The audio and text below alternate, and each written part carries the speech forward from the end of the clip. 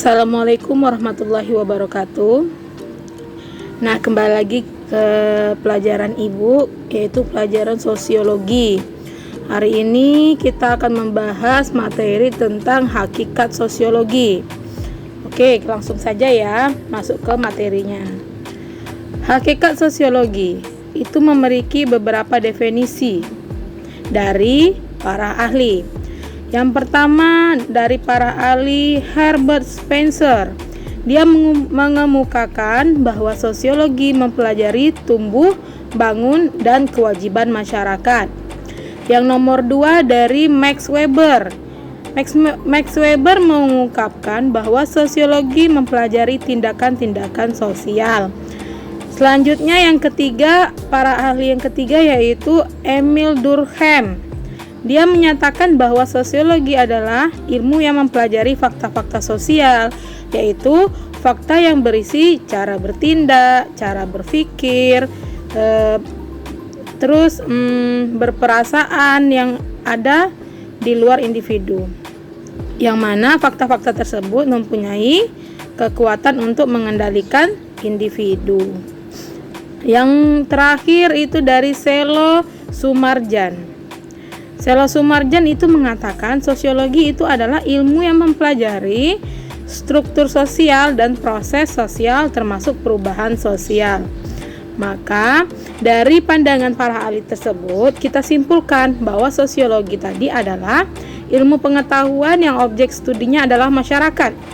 Nah, sosiologi memusatkan kajian pada kehidupan kelompok, produk kehidupan kelompok tersebut, yang mana terdiri dari adat istiadat, tradisi, nilai-nilai hidup suatu kelompok, pengaruhnya terhadap kehidupan kelompok, proses interaksi antar kelompok, perkembangan lembaga-lembaga sosial. Nah, jadi intinya sosiologi ini menjelaskan pengetahuan tentang masyarakat.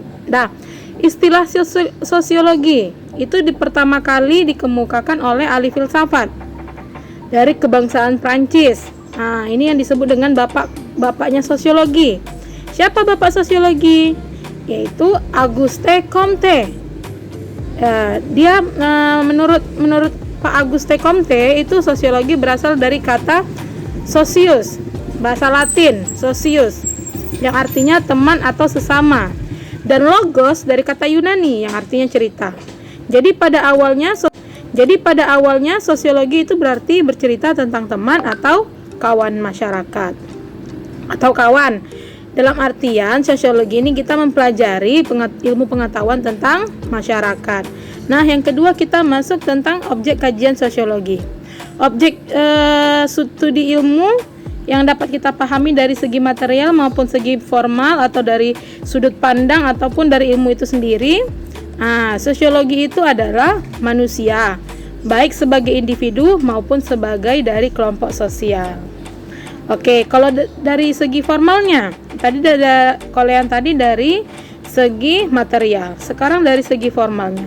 Sosiologi itu memandang manusia itu sebagai perwujudan hubungan sosial antar manusia.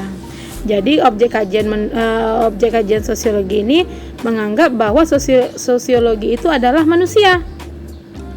Nah, jadi ruang lingkup sosiologi itu adalah objek studi masyarakat. Selanjutnya kita akan membahas sosiologi itu sebagai ilmu pengetahuan. Nah, sosiologi memiliki ciri-ciri sebagai ilmu pengetahuan. Ada 4 ciri-cirinya. Yang pertama, empiris. Itu ilmu pengetahuan berdasarkan pada observasi terhadap kenyataan, akal sehat, serta hasil tidak bersifat menduga-duga. Yang kedua yaitu teoritis, yang mana suatu ilmu pengetahuan selalu berusaha menyusun abstraksi dari hasil pengamatan. Yang ketiga yaitu kumulatif, yang mana disusun atas dasar teori-teori yang sudah ada atau memperbaiki atau memperkuat teori-teori yang telah lama. Jadi memperbarui, kumulatif. Nah, yang terakhir adalah non-etis. Non-etis itu pembahasan suatu masalah yang tidak mempersoalkan baik buruknya masalah tersebut. Bertujuan untuk apa ya? Bertujuan untuk menjelaskan masalah tersebut secara mendalam. Nah, Tadi Ibu jelaskan bahwa Bapak sosiologi tadi adalah dari kebangsaan Prancis yang bernama Auguste Comte. Jadi sosiologi ini mempelajari tentang individu manusia, kelompok manusia, atau disebut juga dengan masyarakat. Oke, sekian pembahasan dari Ibu akhiri. Wabillahi taufiq wal hidayah. Assalamualaikum warahmatullahi wabarakatuh.